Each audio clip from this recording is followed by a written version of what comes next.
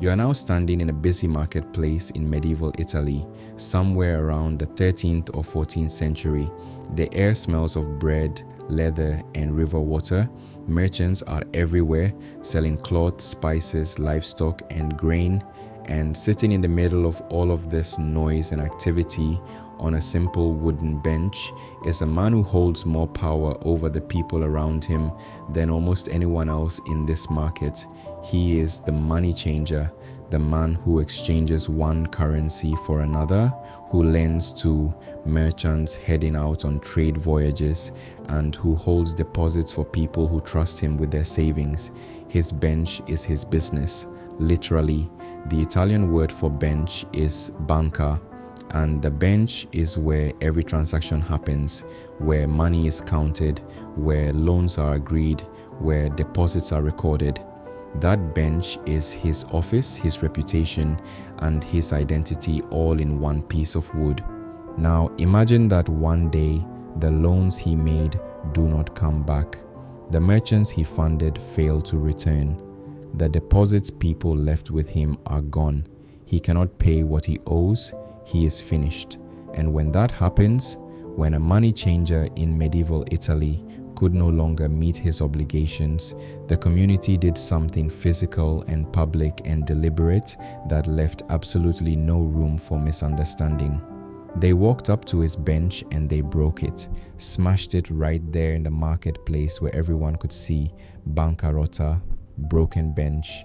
And from those two Italian words, banca rotta, comes the word you know today, bankruptcy. Every time you hear that word, you are hearing the echo of a broken wooden bench in a medieval Italian market, announcing to an entire community that a man had run out of money and run out of options.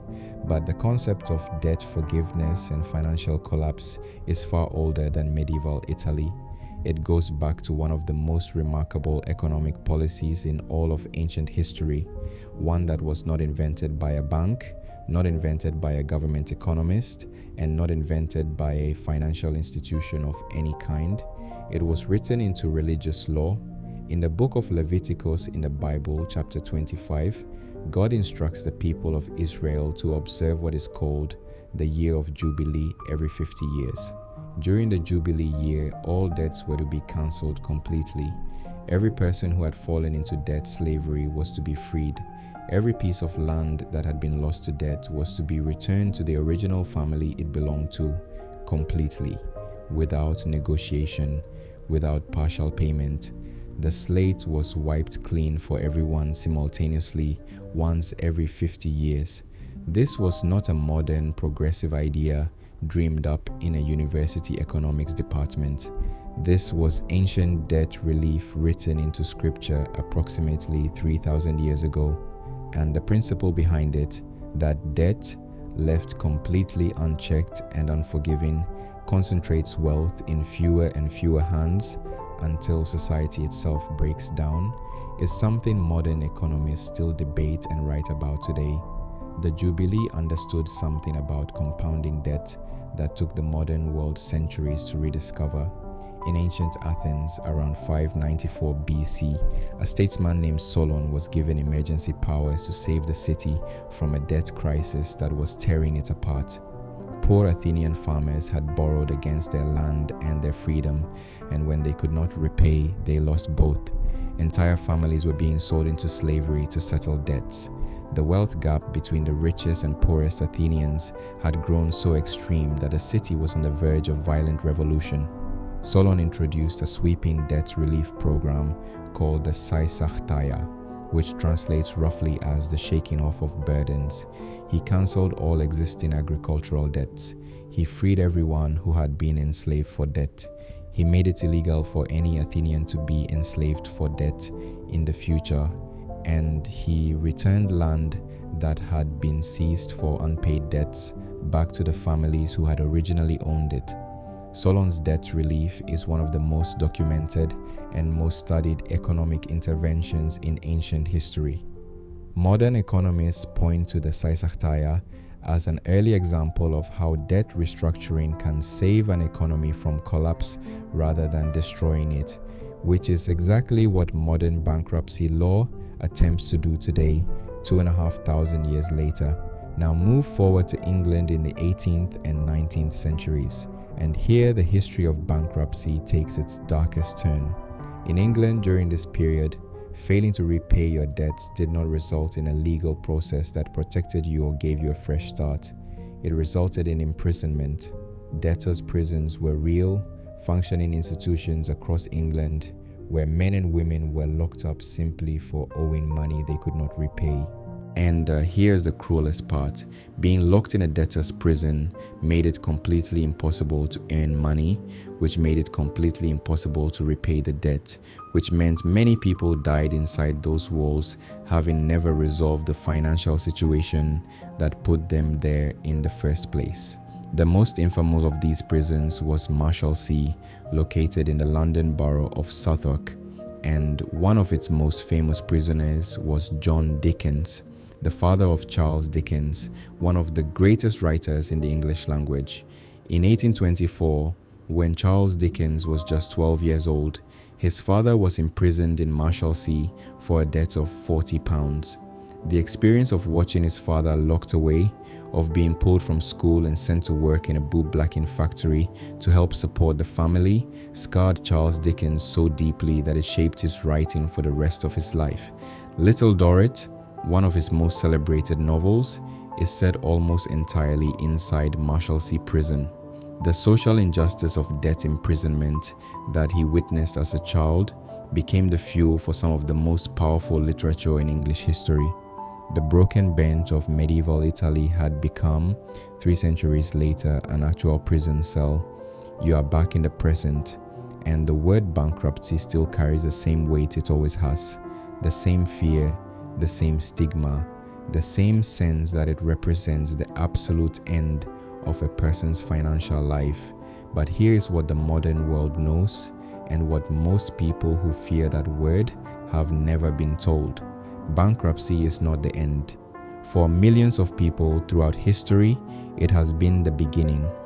Abraham Lincoln, the 16th President of the United States and one of the most revered leaders in American history, went bankrupt in 1833. He co-owned a general store in New Salem, Illinois, that failed completely, leaving him with debts he could not pay. He called those debts the national debt, not as a joke, but because they felt that enormous and that inescapable to him personally. He spent years paying them off slowly and continued into politics while carrying that financial burden. He did not let a broken business define the rest of his life. Walt Disney's first animation company, Laugh-O-Gram Studios, went bankrupt in 1923. He lost everything in that collapse: the company, the studio, most of his personal savings. He arrived in Hollywood with $40 in his pocket and a suitcase. He went on to build one of the most valuable entertainment companies in the history of the world. The bankruptcy was not his ending. It was a specific event that redirected him toward what he was actually meant to build. Henry Ford's first automotive company failed before he created Ford Motor Company, which went on to revolutionize manufacturing and transportation across the entire planet. These are not rare exceptions, they are patterns, and the modern legal framework around bankruptcy exists specifically because the people who designed it understood that failure, when handled within a structured legal process, can be a starting point rather than a finishing line. In the United States, the two most common forms of personal bankruptcy are Chapter 7 and Chapter 13, named after the chapters of the U.S. Bankruptcy Code where they are defined. Chapter 7 is called liquidation bankruptcy. Non-exempt assets are sold to repay creditors, and most remaining eligible debts are discharged, meaning legally erased, at the end of the process. For most people who file Chapter 7, the entire process takes between 3 and 6 months. Chapter 13 is called reorganization bankruptcy. Instead of liquidating assets, the debtor proposes a repayment plan lasting 3 to 5 years, after which remaining eligible debts are discharged. Chapter 13 is typically used by people who have a regular income and want to keep assets such as a home while catching up on overdue payments. Here is what most people do not know about bankruptcy and their credit. Yes, a bankruptcy filing appears on your credit report.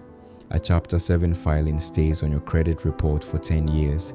A Chapter 13 filing stays for 7 years.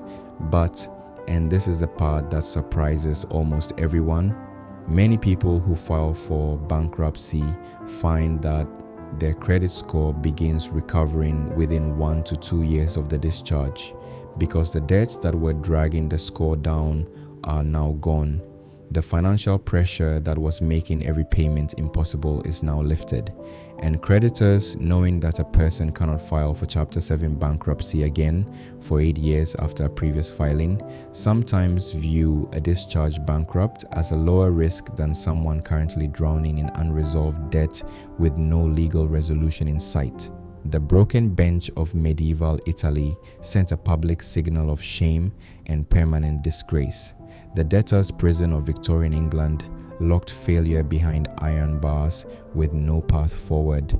But the modern bankruptcy system, imperfect as it is, was designed around a completely different philosophy.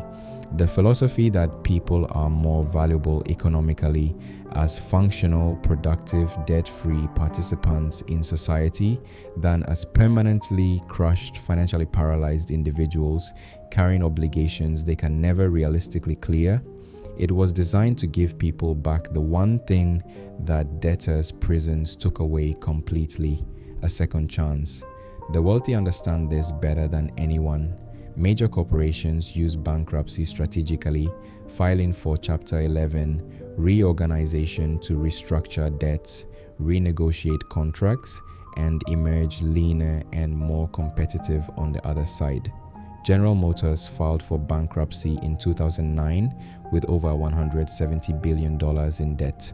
It emerged from bankruptcy 40 days later, restructured and repositioned, and is still one of the largest automotive companies in the world today.